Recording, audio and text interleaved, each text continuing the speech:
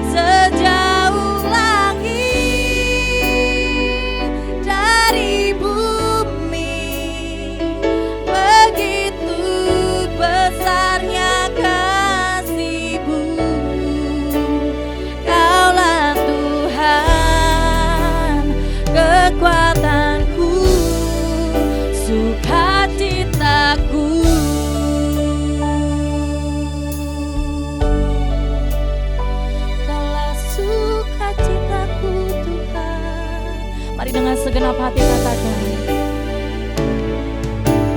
Engkaulah kekuatanku, tempat perlindunganku saat badai menerpa.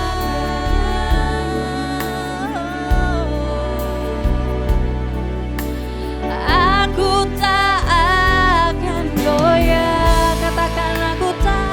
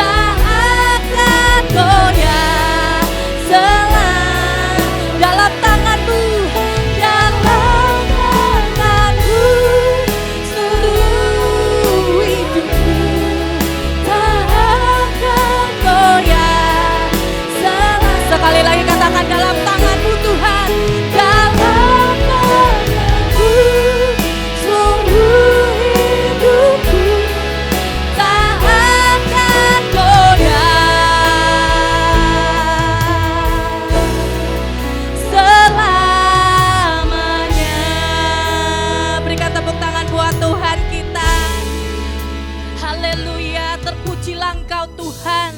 Dulu, sekarang, sampai selama-lamanya. Dan kami mau memuji, meninggikan nama Tuhan di dalam nama Yesus. Haleluya. Amin. Sekali lagi dong, berikan tepuk tangan yang meriah buat Tuhan kita. Sebab Dia gunung batu kita. Dia Allah yang benar, Allah yang kita sembah. Siapa namanya saudara? Yesus Kristus. Mari sama-sama kita mau tepuk tangan buat Tuhan.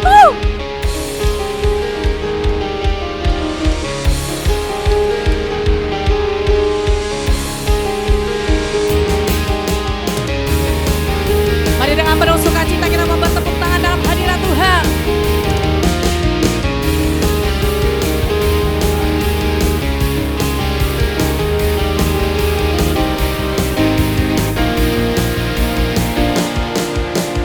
Kau gunung batuku dan kau kota bentengku, tak akan ku ragu. Katakan, kau menjamin hidupku. Keselamatanku dan kau yang membelaku, tak akan ku takut. Sebab apa saudara? Kuasamu di dalamku. Walau badai menerpa di dalam hidupku ini, percaya kamu tanganmu Tuhan mengangkatku tinggi. Kau Tuhan yang benar, tak pernah tinggalkan. Dahulu, sekarang, selamanya, janjimu tak berubah. Kau Alfa dan Omega, awal dan akhir. Semesta alam memuja, angkat Tuhan yang benar.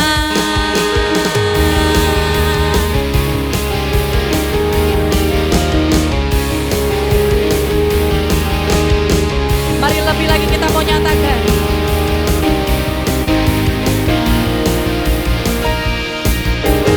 Kau gunung batuku dan kau kota bentengku, tak akan ku ragu. Kau menjamin hidupku. Amin. Kau keselamatanku dan kau yang membelaku, tak akan ku takut. Sebab kuasanya sama-sama. Walau badai menerpa di dalam hidupku, namun tanganmu Tuhan mengangkatku tinggi. Kau Tuhan yang benar, tak pernah tinggalkan. Dahulu, sekarang, selamanya, janjimu tak berubah. Kau Alfa dan Omega, awal dan akhir. Semesta alam memuja, angkat Tuhan yang benar. Biar setiap kita bertepuk tangan buat Tuhan kita.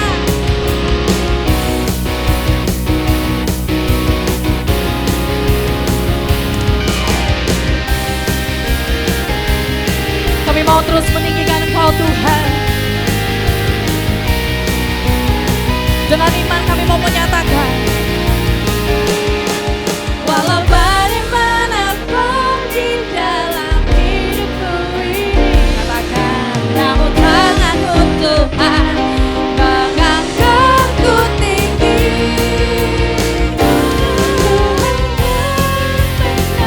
Tak pernah tinggalkan. Dahulu, sekarang, selamanya, janjimu tak berubah. Kau Alfa dan Omega, awal dan akhir. Semesta alam memuja, angkat Tuhan. Katakan semesta.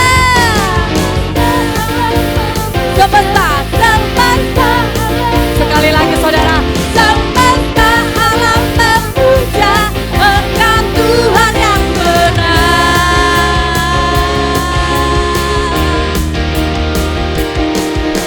Haleluya.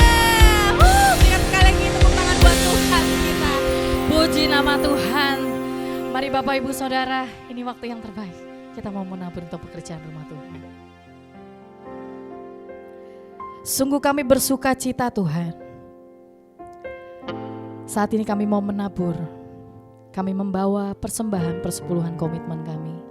Kami membawa dengan penuh syukur karena kami sudah mengalami pertolongan pemeliharaan Tuhan yang sempurna atas hidup kami. Dan kami bawa persembahan ini dengan segenap hati kami untuk pekerjaan rumah-Mu Tuhan. Terima kasih Bapa, hanya di dalam nama Yesus. Haleluya. Amin. Sidang jemaat persilakan duduk kembali. Biarlah hati kami tetap setia Tuhan. Kami mau tetap setia menanti janji-Mu. Dan kami mau tetap setia melayani-Mu, mengiring-Mu seumur hidup kami, bahkan sampai kami menutup mata. Biarlah kami tetap setia kepada-Mu Tuhan. Terima kasih Yesus. Terima kasih.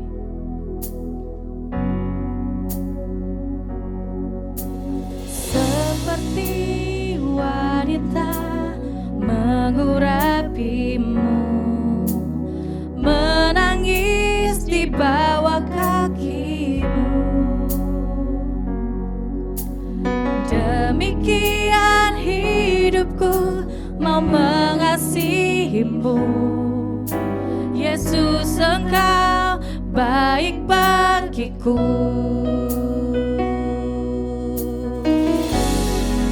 Mari katakan. Seperti wanita mengurapi-Mu, menangis di bawah kaki-Mu. Demikian hidupku mau mengasihi-Mu. Yesus, Engkau baik bagiku. Sampai akhir ku menutup mata, ku tetap setia menanti janji-Mu.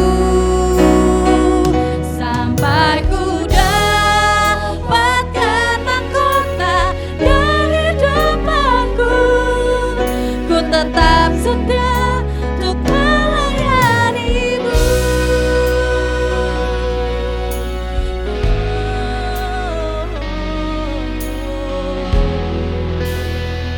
Mari dari hati kita mau katakan.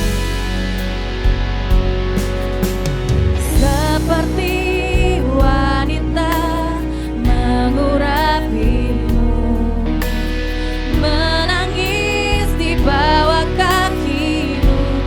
Demikian hidupku mau mengasihi-Mu. Yesus, Engkau baik bagiku sampai akhirku.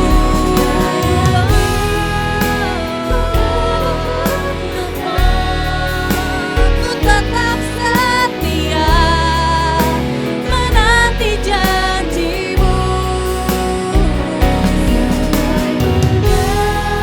Dapatkan mahkota kehidupanku, ku tetap setia untuk melayani-Mu sampai akhirku. Ku menutup mata,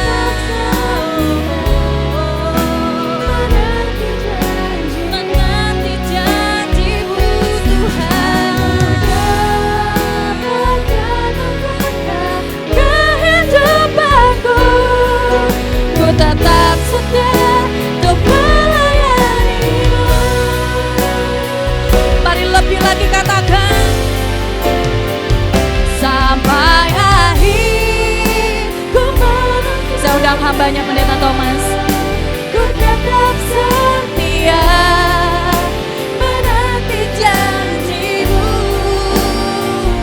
sampai ku dapatkan mahkota kehidupanku, ku tetap setia untuk melayani-Mu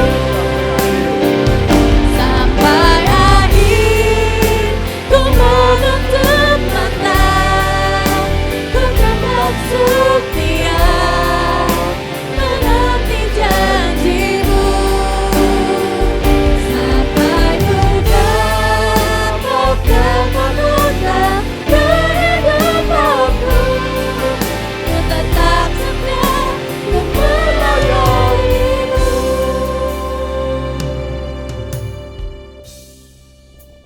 Bapa, kami rindu supaya pujian ini menjadikan iman kami, kenyataan kami bahwa kami ingin melayani Engkau sampai akhir hidup kami.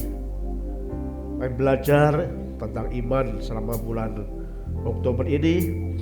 Kami ingin terus mengusahakan supaya iman kami menjadi kenyataan, supaya iman kami menjadi semakin kuat ketika menghadapi tantangan yang ada. Makasih Bapa, biar Engkau juga berbicara melalui kuasa Roh Kudus-Mu pada saat kami mendengar firman-Mu. Mampukan kami untuk kami mengerti firman-Mu, mampukan kami dapat menerapkan firman-Mu ini sehingga hidup kami benar-benar tidak tergoyahkan oleh segala apapun ada dalam hidup kami. Terima kasih Bapa di surga. Dalam nama Tuhan Yesus kami menaikkan doa ini. Amin. Shalom Bapak Ibu yang kasih Tuhan. Bapak Ibu, kita akan melanjutkan firman Tuhan selama bulan Oktober ini, yaitu tentang iman itu harus diusahakan.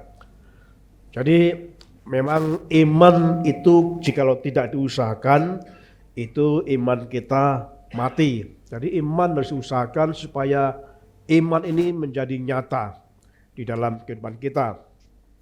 Nah, pada minggu ini, pada bulan Oktober, pada minggu ketiga, kita akan belajar tentang tema berdiri teguh di dalam iman. Kita akan membuka firman Tuhan 1 Korintus pasal yang ke-15, 1 Korintus pasal 15 ayat yang ke-58. Kita akan bersama-sama membacakan satu ayat saja.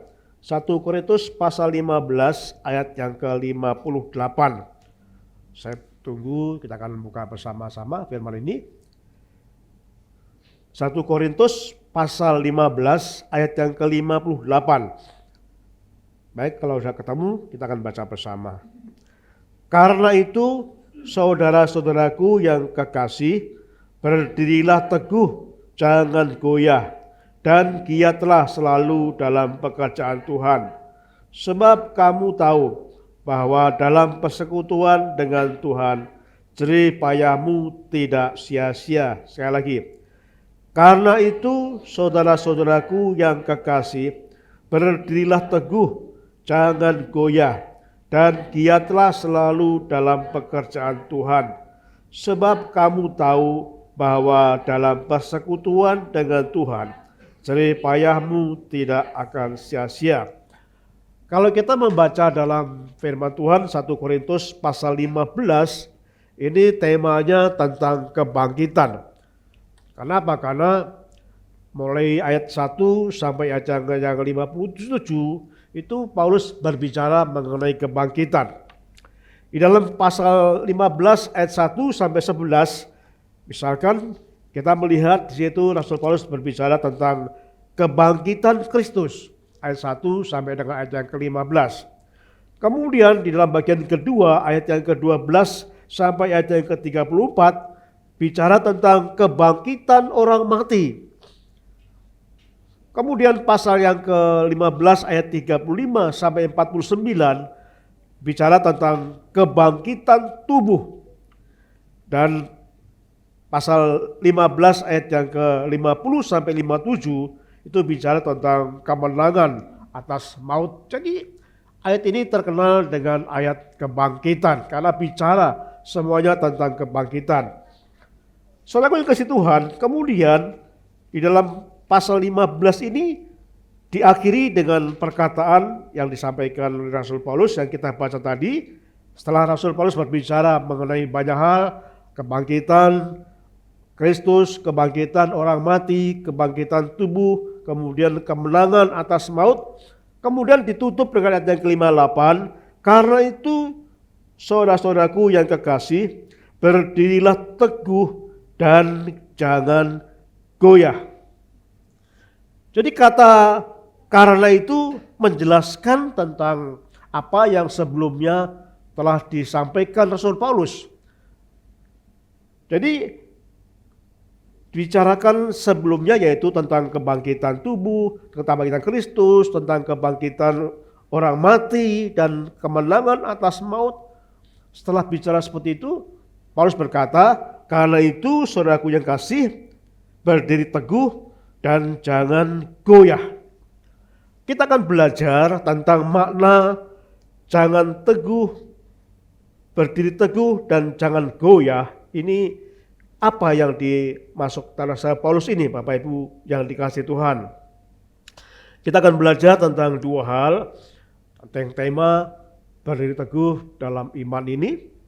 Yang pertama yang kita pelajari adalah yaitu kata Paulus, jangan goyah.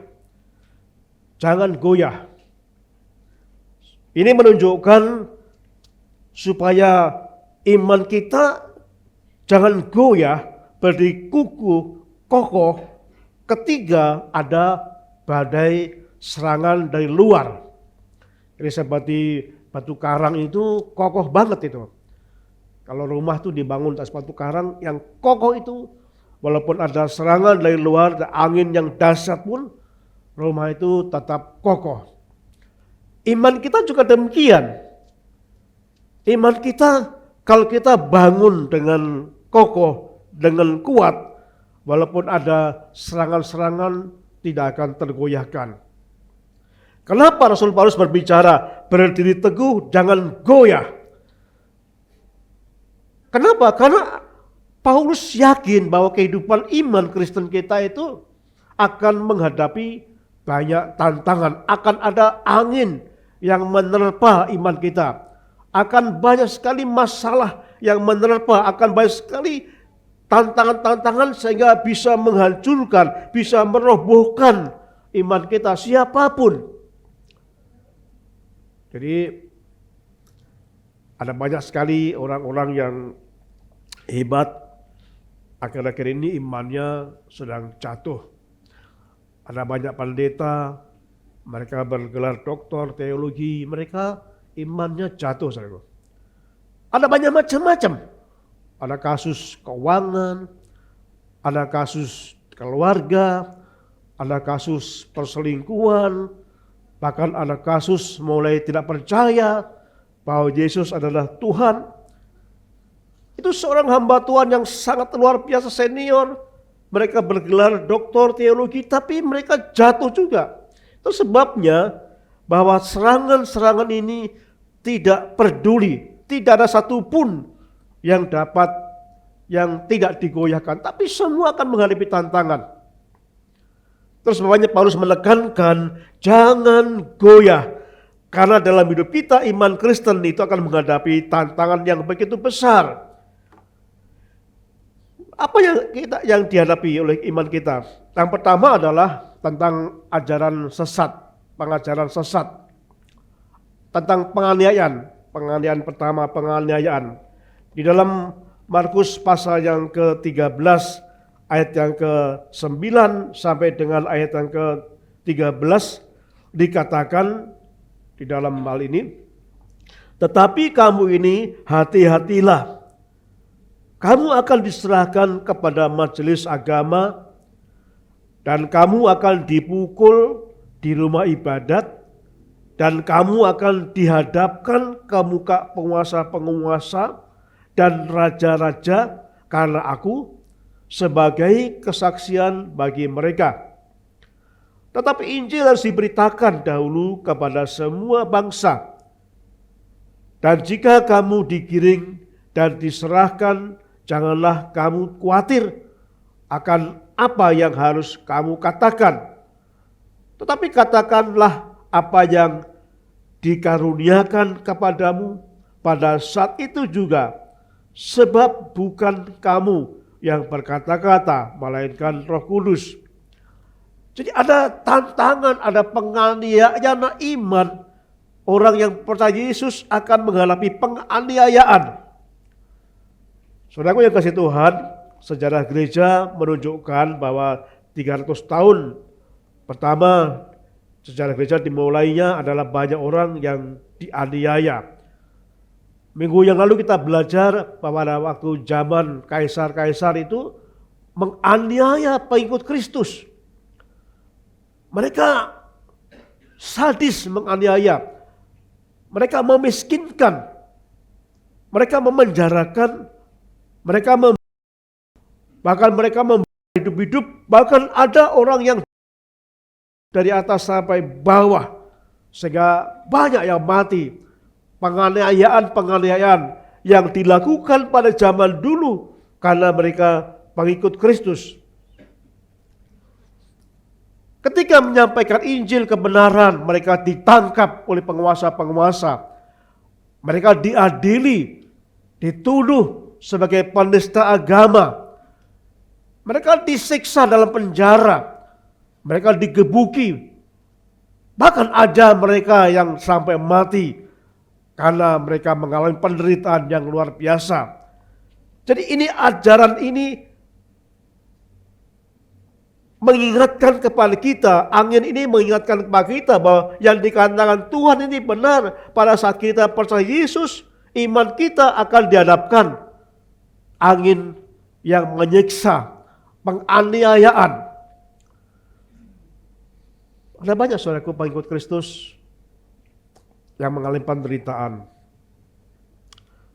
Ya mungkin di negara kita masih bersyukur ya, walaupun ada banyak tantangan, tapi beberapa negara lain mengalami hal itu. Bahkan mereka dipisahkan dari keluarganya. Seperti firman Tuhan tadi. Mereka dibenci oleh anak-anaknya, dibenci oleh istrinya. Saudaraku, firman Tuhan sudah mengatakan bahwa kalau kita percaya Yesus akan menghadapi penganiayaan seperti ini. Akan menghadapi tantangan seperti ini.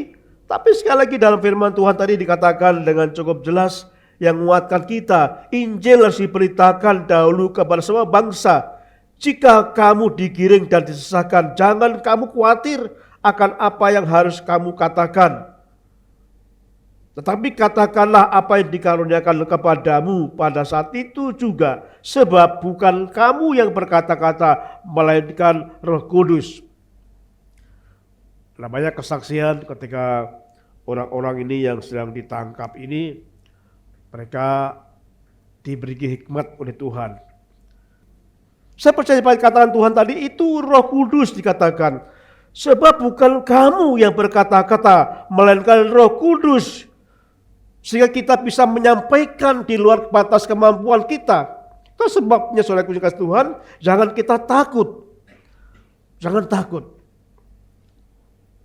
Karena Roh Kudus akan menyertai.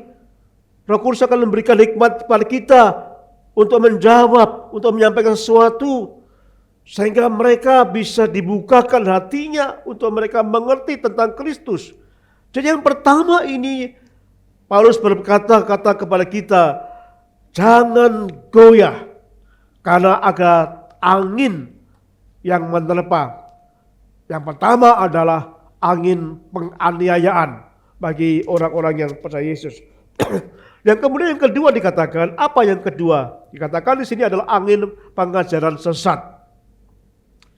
Bapak Ibu yang kasih Tuhan, kalau kita membaca dalam Yohanes 1 Yohanes pasal yang keempat ayat 1 dikatakan, saudara-saudaraku yang kekasih, janganlah percaya akan setiap roh, tetapi ujilah roh-roh itu, apakah mereka berasal dari Allah, sebab banyak nabi-nabi palsu yang telah muncul dan pergi ke seluruh dunia.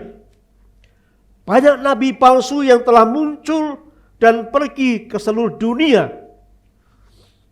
Apakah sampai di Asia? Iya. Apakah sampai di Indonesia? Iya.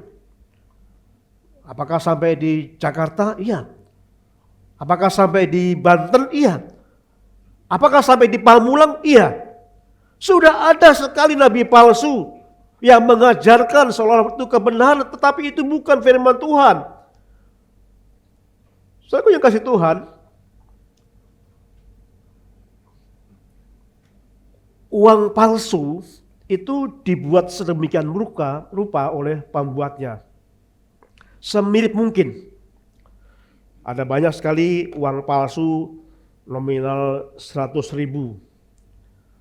Itu pasti warnanya merah. mirip. Bentuknya, ukurannya persis.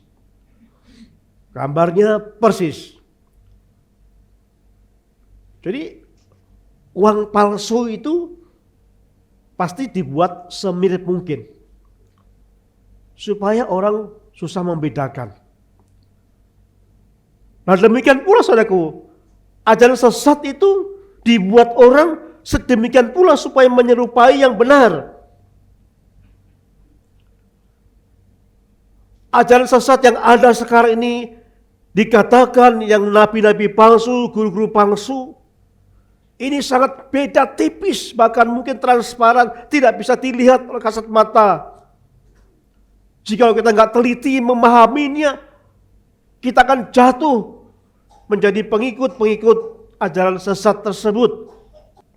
Saudaraku yang kasih Tuhan, identitas kekristenan yang khas itu dikatakan di dalam kitab Roma pasal yang ke-10 ayat yang ke-9 sampai 10 dengan dikatakan demikian, sebab jika kamu mengaku dengan mulutmu bahwa Yesus adalah Tuhan dan percaya dalam hatimu bahwa Allah telah membangkitkan Dia dari antara orang mati, maka kamu adalah diselamatkan.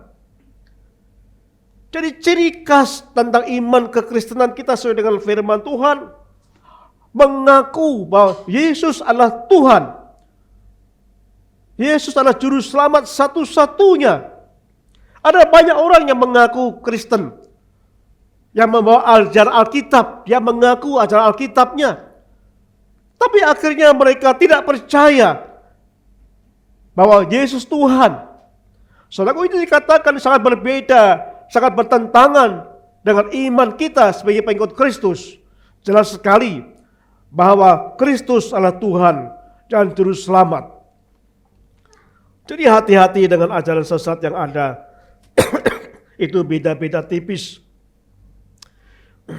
Dalam 2 Korintus pasal 11 ayat yang ke-13 sampai 15, di situ dijelaskan bahwa iblis menyamar sebagai pelayan-pelayan Tuhan. Saudara, luar biasa, iblis menyamar sebagai pelayan Tuhan. Karena banyak orang mengaku pelayan Tuhan, tapi malak, saudaraku. Malak. Sekarang sedang tren ada pengkhotbah pakai calo, saudaraku. Orang hebat, bergelar doktor teologi, pakai calo, datang gereja-gereja besar supaya diundang khotbah. Enggak punya jemaat, hanya pengkhotbah. Ada calo. Tarif saya sekian. Maka firman Tuhan mengatakan hati-hati dengan pelayan seperti itu. Memang dia mengajarkan tentang firman Tuhan, berkata-kata firman Tuhan. Tapi pasti pelayan seperti itu bukan pelayan-pelayan Tuhan. Tuhan tidak pernah mengajarkan iman kita seperti itu. Nah, saudaraku yang kasih Tuhan, yang dikasihi Tuhan Yesus Kristus, dikatakan sekarang sedang ada tren yang baru yang disebut dengan gereja Tuhan yang Maha Kuasa. Ada aliran baru, itu di Cina, di Tiongkok, dan sekarang sudah masuk ke Indonesia melalui YouTube. Mereka menghimpun membentuk kelompok PA, belajar Alkitab. Gereja Tuhan Maha Kuasa itu mengatakan bahwa Yesus sudah datang saat ini. Sudah datang. Dalam bentuk seorang wanita yang diberi nama Yang Xiang Bin. Mereka percaya Yang Xiang Bin adalah pujian Yesus yang datang saat ini. Dan banyak mereka membentuk kelompok-kelompok PA melalui jaringan-jaringan YouTube. Hati-hati, saudaraku. Memang dengan media sosial kita bisa menyampaikan Injil dengan begitu luas, dengan begitu gampang. Tapi hati-hati. Harus teliti. harus mengerti benar apakah ini ajaran Tuhan. Apakah itu ajaran sesat yang berbeda dengan yang Tuhan ajarkan. Itu sebabnya kita perlu untuk belajar firman Tuhan. Ada banyak ajaran-ajaran sesat yang sedang ada di sekitar kita, di media sosial. Ada banyak sekali tawaran-tawaran. Dan itulah sebabnya Rasul Paulus berkata, jangan goyah. Ada banyak sekali penganiayaan, ada banyak sekali ajaran sesat yang selalu membuat kita mungkin bisa goyah imannya. Nah yang ketiga, saudara yang kasih Tuhan, yang ketiga, angin apa yang dikatakan di dalam firman Tuhan ini?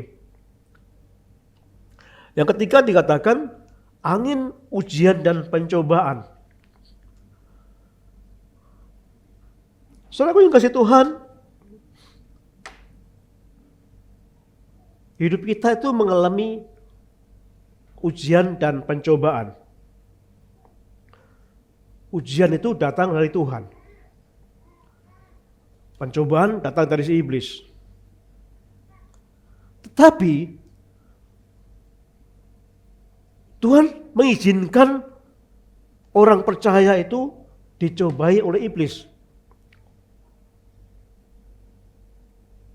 Tapi kadang juga ujian dan pencobaan itu bisa bertemu, bisa bareng bersama-sama. Kita lihat bagaimana kasus tentang Ayub. Apa yang dihadapi oleh Ayub, saudaraku? Apakah Ayub menghadapi ujian? Atau Ayub mengalami pencobaan? Ayub menghadapi dua-duanya. Ketika iblis mencobai Ayub, sekaligus Tuhan menguji Ayub. Bapak Ibu kasih Tuhan, mengikut Kristus bukan seperti ajaran teologi kemakmuran. Teologi kemakmuran mengajarkan kalau kita percaya Yesus, kita akan sehat. Kalau kita percaya Yesus, kita pasti diberkati, melimpah. Bisnis kita berkembang pesat. Kalau kita mengikut Kristus, kita nggak akan pernah menderita. Ini berkembang juga di sekitar kita, ada banyak orang. Ketika hidupnya menderita, dia keluar dari gereja itu. Ketika sakit, didoakan berlama-lama tetapi tidak sembuh, dia tinggalkan gereja itu. Karena dia apa? Dia berpikir pengikut Kristus itu pasti sehat, pasti kaya, pasti tidak akan menderita. Karena Kristus yang Maha Kuasa, penuh berkat, sehingga mungkin pengikut-pengikutnya akan mengalami menderita. Itu ajaran teologi kemakmuran. Itu jauh dari kebenaran yang firman Tuhan ajarkan.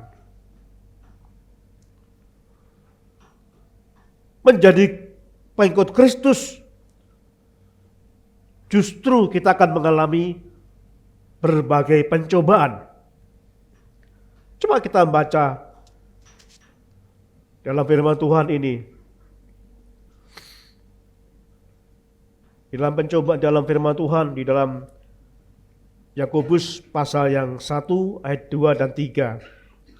Yakobus pasal 1 ayat yang kedua dan ketiga dikatakan kita akan menghadapi pencobaan. Yakobus pasal 1 ayat 2 dan 3.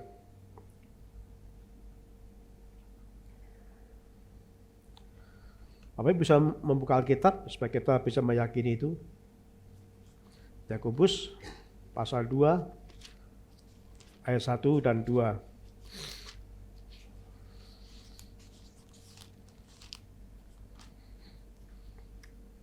Coba kita akan baca bersama-sama, bisa kita menemukannya, Yakobus pasal 1 ayat 2 dan 3. Mari tangan baca bersama. Saudara-saudaraku, anggaplah sebagai suatu kebahagiaan apabila kamu jatuh berbagai-bagai pencobaan. Sebab kamu tahu bahwa ujian terhadap imanmu itu menghasilkan ketekunan berbagai-bagai pencobaan. Siapa yang senang menghadapi pencobaan? Pencobaan itu pasti membuat kita menderita. Kadang sakit, gak sembuh-sembuh. Kadang sulit masalah ekonomi. Kadang masalah tidak selesai. Itu semua membuat menderita. Jadi pengikut Kristus itu akan mengalami seperti ini. Akan mengalami berbagai pencobaan, bukan pencobaan tapi dikatakan berbagai-bagai pencobaan. Itu artinya bermacam-macam pencobaan. Jadi pengikut Kristus bukan sehat terus, sukses terus, berkelimpahan seperti ajaran teologi kemakmuran.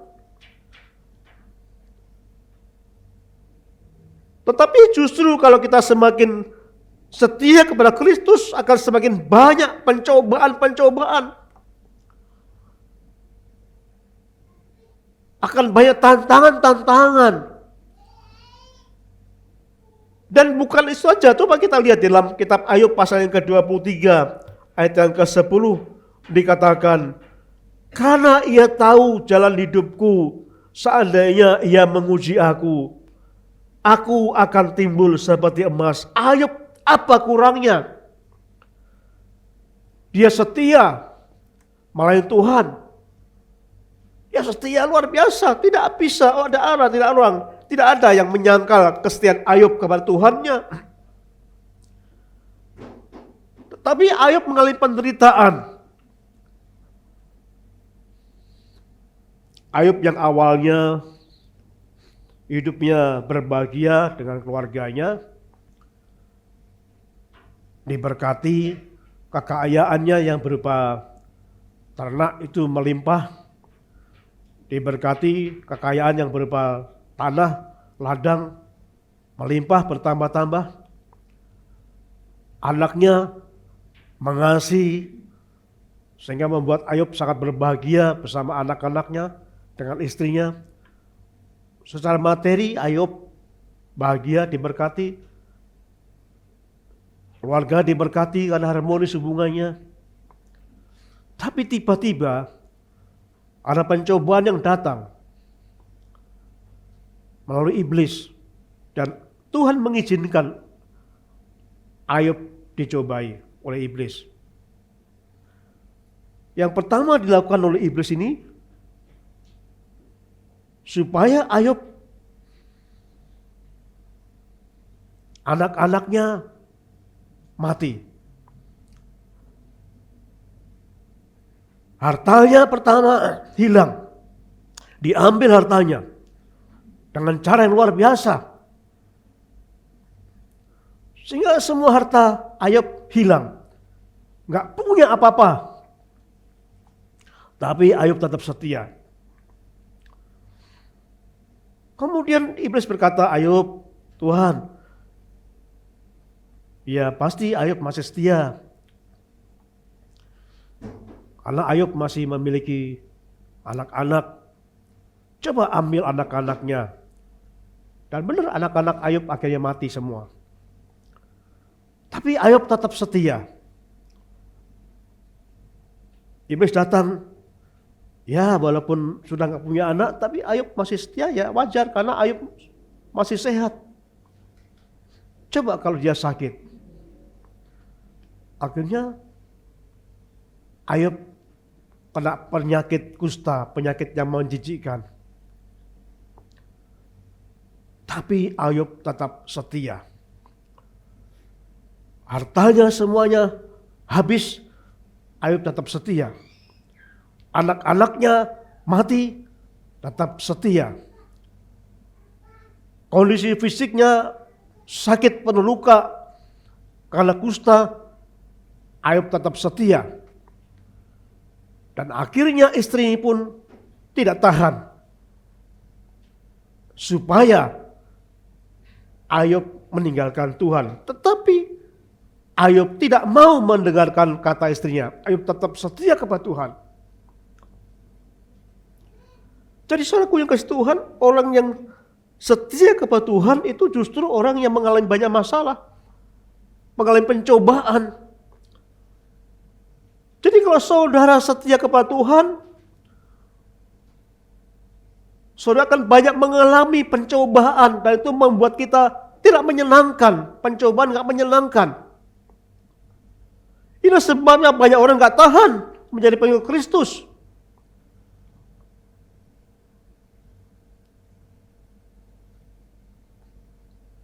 Kalau teologi kemakmuran berkata orang yang setia kepada Tuhan akan diberkati, usaha bisnisnya diberkati.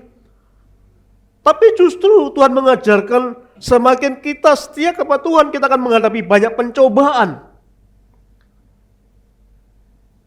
Tetapi satu hal yang disampaikan oleh Ayub, ketika banyak mengalami masalah pencobaan itu, ujian itu, tapi Ayub berkata, aku akan timbul seperti emas. Ketekunan Ayub diuji semakin kuat. Jadi pengikut Kristus tidak didasari dengan apa keberhasilan kita. Orang dunia mengatakan kalau pengikut Kristus pasti sukses. Memang ada banyak orang Kristen sukses. Tapi itu enggak ukuran.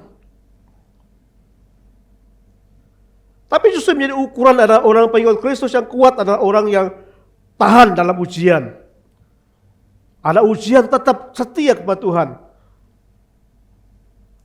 Sehingga imannya akan timbul seperti emas. Imannya murni di depan Tuhan. Itu harus proses mengalami pencobaan dan juga mengalami ujian-ujian yang ada dalam hidup mereka. Nah, saudaraku yang kasih Tuhan, jadi kita belajar pada hari ini 3 angin yang menerpa kehidupan pengikut Kristus, iman Kristen. Itu sebabnya Rasul Paulus berkata, jangan goyah. Jangan goyah. Ada angin yang menghantam kehidupan kita sebagai pengikut Kristus. Penganiayaan, ajaran sesat, dan juga ujian dan pencobaan. Masih ada banyak. Termasuk ada ajaran, ada angin yang disebut dengan keserakahan. Keserakahan, banyak orang serakah. Sehingga imannya goyah. Banyak orang hidupnya itu bekerja. 24 jam mungkin kurang bekerja terus, itu serakah. Tidak ada kesempatan untuk Tuhan. Orang semacam itu imannya akan rontok.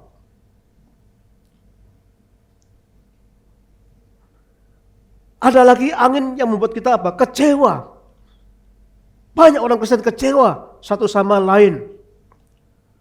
Sehingga imannya enggak kokoh. Saudaraku, ada banyak sekali angin-angin yang menguji kita. Angin yang menyerang kita. Dan hari ini kita akan belajar 3, yaitu angin tentang penganiayaan, angin tentang pengajaran sesat, dan angin tentang ujian dan pencobaan. Saudaraku yang kasih Tuhan, kemudian apa nasihat Paulus yang kedua? Nasihat Rasul Paulus yang kedua dikatakan, berdirilah teguh. Berdirilah teguh. Yang pertama, jangan goyah. Ini berkaitan dengan tantangan dari luar. Dan yang kedua adalah berdirilah teguh. Itu ketahanan dari dalam. Bapak Ibu yang kasih Tuhan, ada seorang pendeta yang sudah lama dia melayani di Kupang. Pendeta ini sudah senior, melayani di Kupang. Kemudian punya anak, anak itu sedang kuliah teologi juga di Kupang. Satu saat pendeta ini bangun tidur, dia melihat kamarnya, catnya kok warnanya oranye. Kok dia melihat langit-langit warnanya oranye. Melihat istrinya warnanya oranye. Semua dilihatnya warna oranye. Dan ternyata setelah dibawa ke rumah sakit dan diperiksa, pendeta ini mengalami putus retinanya dan harus dioperasi. Di Kupang belum ada rumah sakit yang mampu. Akhirnya dibawalah pendeta ini di rumah sakit di Surabaya dan dioperasi di rumah sakit Surabaya tersebut. Pada saat akan dioperasi, pendeta itu minta doa pada seluruh jemaatnya di Kupang, seluruh teman-temannya satu denominasi mendoakan kami akan dioperasi mata kami, doakan supaya pulih. Ada mereka doa puasa mendoakan pendeta ini. Setelah dioperasi selesai, doakan terus supaya besok kami sekian hari ini kami akan dibuka mata saya habis operasi. Doakan supaya sembuh pulih seperti semula. Ada banyak tompai pendeta yang datang menumpang tangan sebelum dibuka matanya masih diperban. Dalam nama Yesus saya percaya pendeta ini matanya pulih sempurna dalam nama Yesus. Amin. Dibuka perbannya. Pendeta yang mendoakan bertanya, lagi enggak pendeta? Pendeta berkata, gelap. Saya enggak bisa melihat.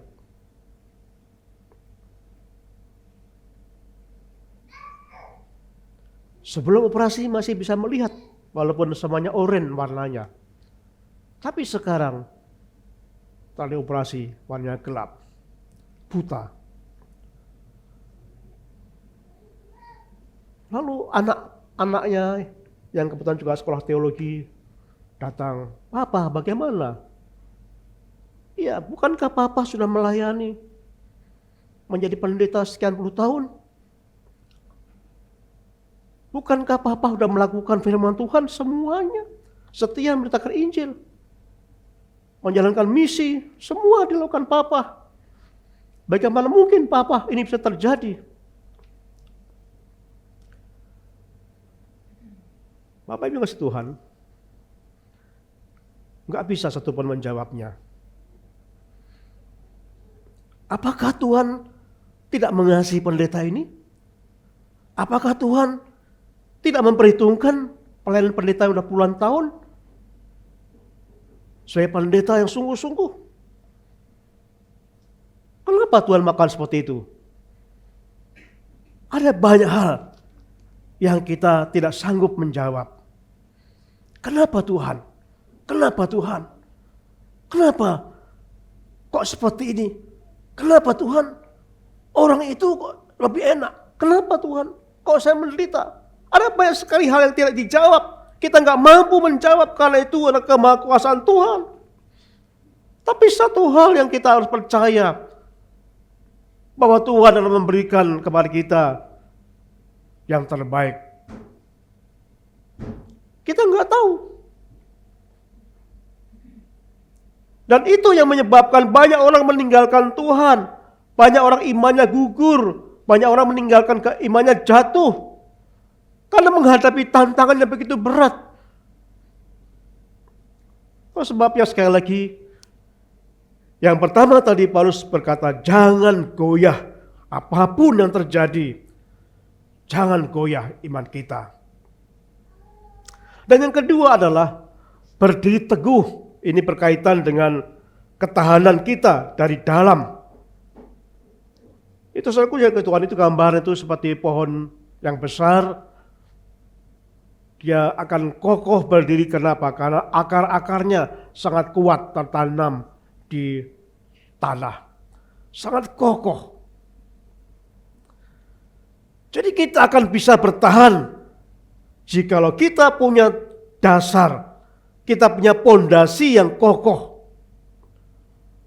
Pondasi iman kita kokoh. Seperti pohon itu akarnya sampai dalam. Sehingga ketika angin datang, pohon itu akan tetap kokoh. Saudaraku, apa pondasi iman kita apa? Saudaraku, kita akan membuka firman Tuhan dalam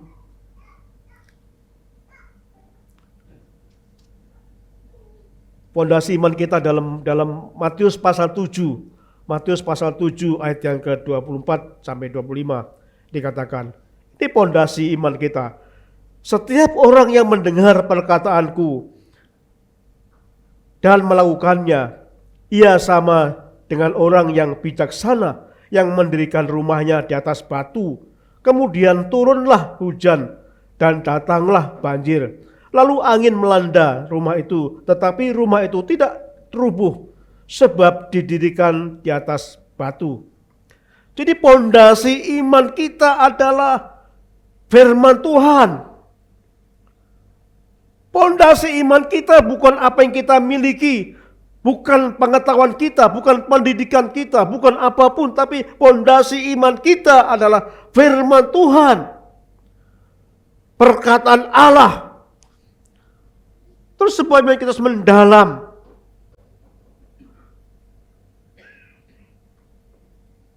Harus belajar firman Tuhan.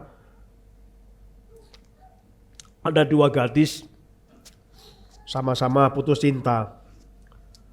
Gadis pertama ketika diputus oleh pacarnya, dia berkata, walaupun sulit tapi bersyukur, saya bersyukur. Pasti Tuhan memberikan yang terbaik nantinya. Itu gadis pertama. Gadis kedua, ketika diputus pacarnya, dia memikir terus, sedih terus. Akhirnya dia bunuh diri. Ada dua bapak sama-sama menghadapi kebangkrutan, bangkrut bisnisnya. Bapak pertama berkata, iya pasti Tuhan punya rencana yang baik buat saya. Sehingga dia mengizinkan saya bangkrut.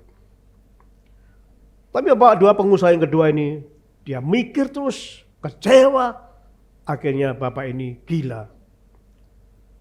Ada dua contoh, ada dua orang punya masalah yang berbeda. Kenapa? Responnya berbeda. Karena tergantung pondasi iman dalam hidupnya. Seberapa dalam mereka mempelajari firman Tuhan yang menjadi pondasi dalam imannya itu. Saudaraku yang kasih Tuhan, kalau kita punya pondasi iman firman Tuhan itu bukan berarti nggak kena masalah. Tetap ada masalah. Tetapi firman Tuhan itu yang akan pondasi kita, menjadi pondasi sehingga firman itu akan menguatkan kita.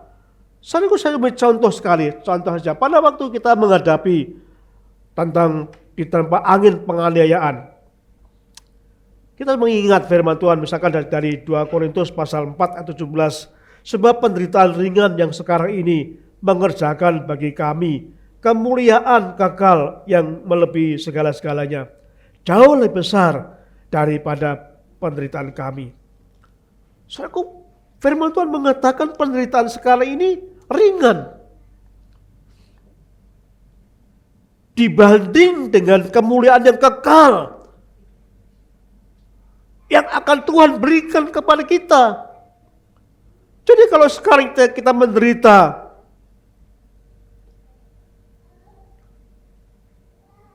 mari percaya ini adalah ringan dibanding dengan kemuliaan yang akan Tuhan berikan kepada kita saat kita selesai menghadapkan semua itu. Sehingga kita akan tetap kokoh menghadapi penderitaan itu. Bagaimana ketika menghadapi pengajaran sesat? Dalam Efesus dikatakan, kita bukan lagi anak-anak yang diombang-ambingkan oleh rupa-rupa angin pengajaran, oleh permainan palsu manusia dalam kelicikan mereka yang menyesatkan. Tetapi dengan teguh berpegang kepada kebenaran. Saudaraku, pegang kebenaran Tuhan. Membaca firman Tuhan harus kita renungkan, kita mampu memahaminya. Jangan, oh sama kok, dia Kristen kok. Dia bawa Alkitab kok. Dia juga menyinggung nama Allah Bapa, Anak, Roh Kudus. Dia juga berkata Tritunggal. Hati-hati, saudaraku. Pegang kebenaran firman Tuhan. Ada banyak sekali ajaran yang menyatakan Kristen ternyata bersimpangan, berbeda dengan firman Tuhan.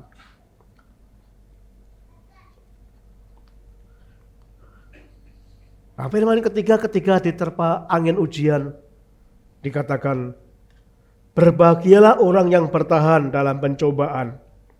Sebab apabila ia sudah tahan uji, ia akan menerima mahkota kehidupan yang dijanjikan Allah kepada barang siapa yang mengasihi Dia. Akan menerima. Memang ukuran kita selalu di dunia, saudaraku. Kita selalu melihat di dunia sekarang apa. Tapi Tuhan selalu melihat apa nanti. Ini perbedaan sudut pandang kita dengan Tuhan. Sudut pandang kita selalu fokus di dunia. Seolah-olah nggak ada lagi. Sehingga kalau di dunia ini menderita, kalau di dunia ini kita nggak punya apa-apa, seolah kita sudah akhir. Tapi apakah saudara percaya bahwa hidup kita ini bukannya di dunia? Justru hidup kita yang sebenarnya adalah di saat kekekalan. Itu yang harus fokus kita pada hidup kita. Bukan di dunia saja, mungkin di dunia kita menderita. Dunia yang sebentar. Mari kita akan fokus kepada di dalam kekekalan selamanya. Kita kejar sesuatu yang bernilai kekekalan. Kita lepaskan sesuatu yang bernilai di dunia saja. Kita pegang yang nilai kekekalan. Itu yang lebih nyaman. Saya akan mengakhiri khotbah saya. Ada seorang panglima perang yang bernama Napoleon Bonaparte dari Perancis. Dia banyak pengikutnya, tentara-tentara dari luar Perancis masuk bergabung di pasukannya. Napoleon ini senang sidak, datang ke tempat-tempat dan bertanya kepada tentara-tentara yang dia belum kenal. Kamu sini. Ditanyakan oleh Napoleon. Umurmu berapa? 33. Kamu berapa tahun menjadi tentara? 3 tahun, bos. Kamu dulu ikut perang mana? Perang di negara A atau B atau dua-duanya? Dua-duanya, Pak Komandan. Lalu datang lagi Napoleon ke tentara yang lain. Sama bertanya, umur berapa? 33. Kamu menjadi tentara berapa tahun? 3 tahun. Kamu ikut perang di negara A, B atau dua-duanya? Dua-duanya. Terus ditanya seperti sama. Kemudian memberitahu dia akan datang ke camp yang berikutnya seminggu lagi. Dan kepala pasukan camp itu melihat ada anak buahnya yang bukan orang Perancis. Dia manggil, kamu sini coba. Nanti Napoleon akan datang ke camp kita, akan bertanya 3 hal. Dan kamu jawab. Saya akan tanya kamu usia berapa? 33. Nanti kamu jawab ya, kalau tanya Napoleon, usiamu 33. Ini bahasa Perancisnya, 33 itu ini. Kamu katakan, hafalkan. Pertanyaan kedua, kamu menjadi tentara sudah berapa tahun? 3 tahun. Ya, kamu jawab 3 tahun. Ini bahasa Perancisnya 3 tahun itu ini. Dan pertanyaan ketiga kamu jawab, kamu melayani negara mengalahkan pasukan mana? A atau B atau dua-duanya? Kami dua-duanya. Ya, katakan dua-duanya ini bahasa Perancisnya ini. Oke. Hafal ya, jangan lupa ya. Ingat pertanyaan pertama, 33 bahasa Perancisnya ini. Yang kedua, 3 tahun bahasa Prancis ini. Kemudian yang ketiga, dua-duanya bahasa Prancis ini. Ingat, hafalkan. Ya, terus 3-3, 3, dua-duanya. 3-3, 3, dua-duanya. Hafal. Hanya waktu 2 hari hafal. Pasukan ditanya, bagaimana hafal? Hafal Pak. Bagaimana? 3-3, 3, dua-duanya. Hafal. Mantap lah. Datanglah Napoleon datang. Oi, kamu sini. Ditanya yang pertama adalah, kamu jadi tentara berapa tahun? 3 Pak. Umurmu 3 tahun Pak. Marah Napoleon. Jadi tentara 3, umurmu 3 tahun. Marah Napoleon. Lalu berkata, gila, yang gila siapa? Yang gila kamu atau saya? Dua-duanya Pak. Kenapa saudara? Ini ilustrasi kita. Kenapa ini sering terjadi? Karena kita nggak memahami firman Tuhan. Kita sering menghafal, membaca firman Tuhan, tapi nggak memahaminya. Itu sebabnya kita perlu belajar firman Tuhan. Kita perlu paham firman Tuhan supaya nggak mudah diombang-ambingkan. Supaya kita punya konsep yang kuat. Karena firman Tuhan itu akan menjadi pondasi dalam iman kita. Kekuatan iman kita ditentukan pondasi iman kita. Pondasi apa? Firman Tuhan yang ada dalam hidup kita. Kalau iman kita, firman Tuhan itu kita pahami, tantangan yang ada mungkin tetap ada, tetapi kita akan bisa mengatasi dengan firman itu. Bapak Ibu, mari kita akan belajar firman Tuhan untuk pondasi hidup kita. Mungkin sekarang Bapak Ibu yang mendengarkan sudah mulai mengabaikan firman Tuhan. Biarlah firman Tuhan ini menggugah hati saudara kembali. Belajar firman Tuhan, memahami firman Tuhan.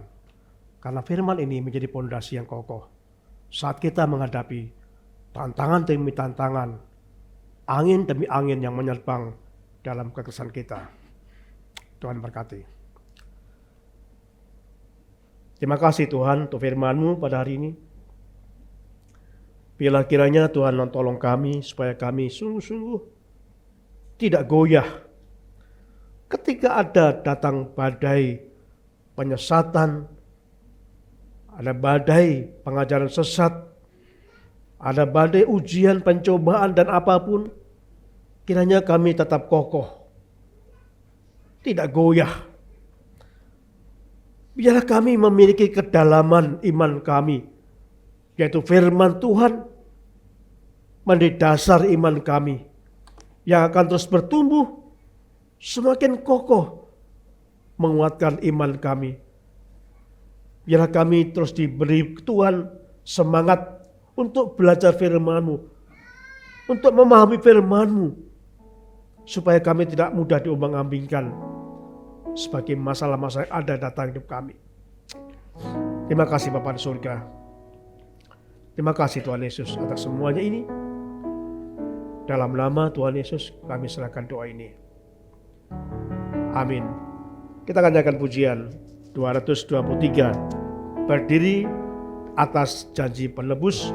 Kita pujikan bait 1, bait kedua, dan bait ketiga saja.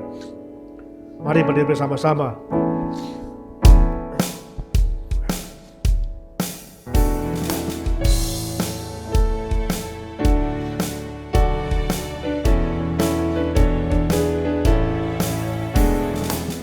Berdiri atas janji Rajaku, puji syukur Bagi Kristus seru, sepanjang abad berdamai nyanyianku, yakin akan janji penebus.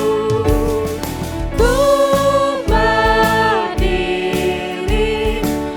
berdiri atas janji Tuhan Yesus. Ku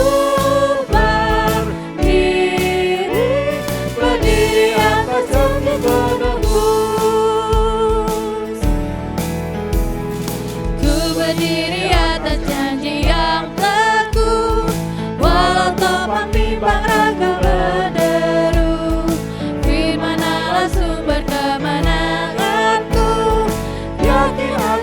janji padamu.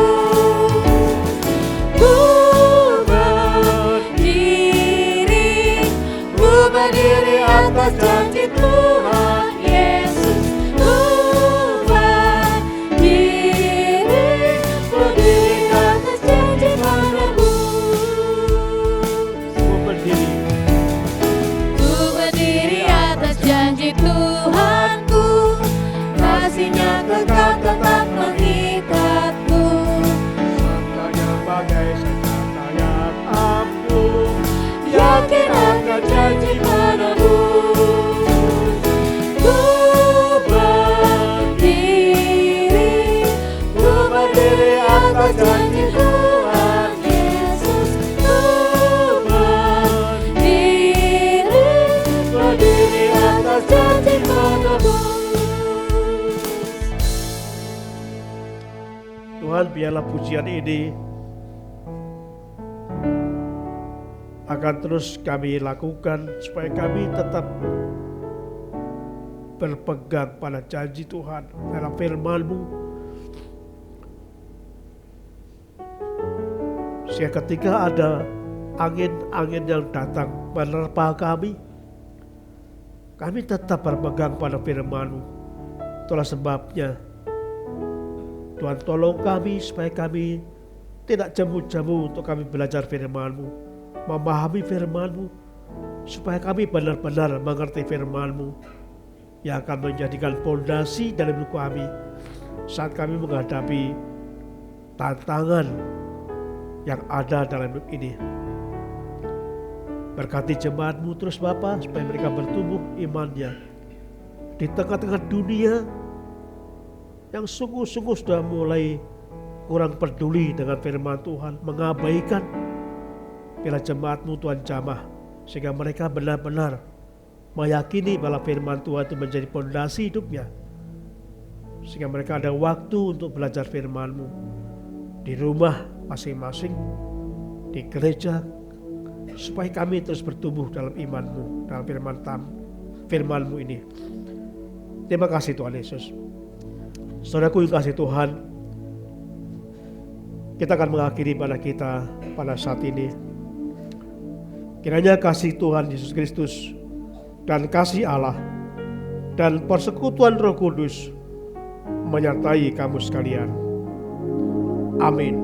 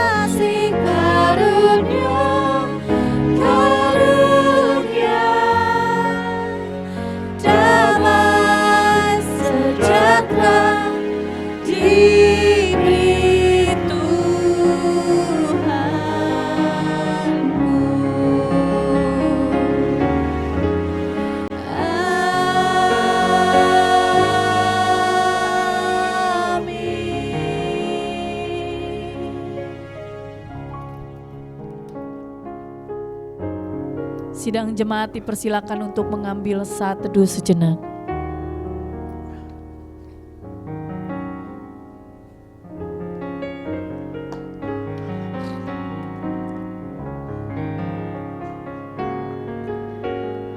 Amin, puji Tuhan, ibadah kita sudah selesai. Mari kita akan bersalaman dengan gembala dan ibu dan yang lainnya. Sampai jumpa minggu depan, Tuhan Yesus memberkati.